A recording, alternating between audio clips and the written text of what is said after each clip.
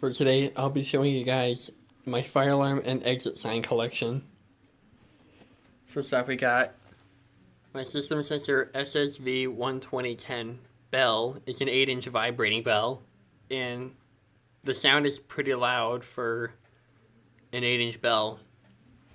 Next up, we got my Wheelock WMT, which was originally on this demonstration board, which I'll get to in a minute, and is rated 117 candela fixed. Next up, we got my Simplex 2901 9838. It runs on 21 to 28 volts, which I don't have that voltage. Next up, we got my Wheelock 1080R speaker.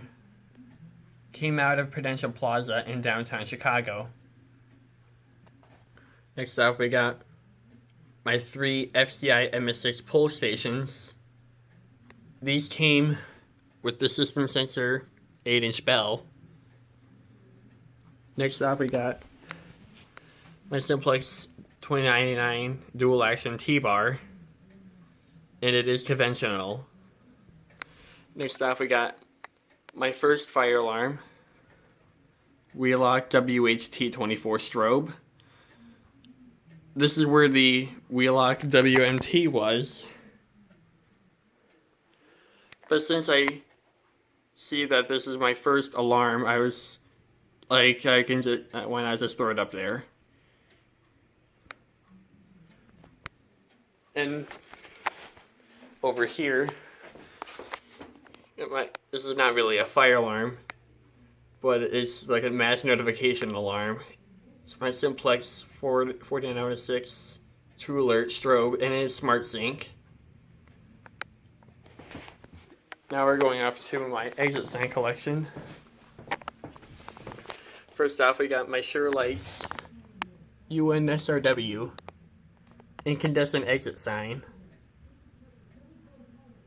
This did come with some AC bulbs, but it only had the DC bulbs. There was no AC bulbs.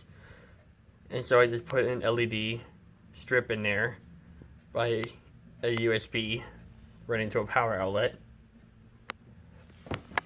Next up, we got my Chicago approved fluorescent exit sign, along with my Chicago approved fluorescent stair sign, which is up to in Chicago's code to locate the exit stairs. And over here is just a face. Now onto the face plates is another Chicago approved exit sign. And over here is a typical generic exit sign faceplate. Oh, and these 3 fluorescent signs were out of Prudential Plaza as well. This exit sign faceplate was from an antique shop in Morris.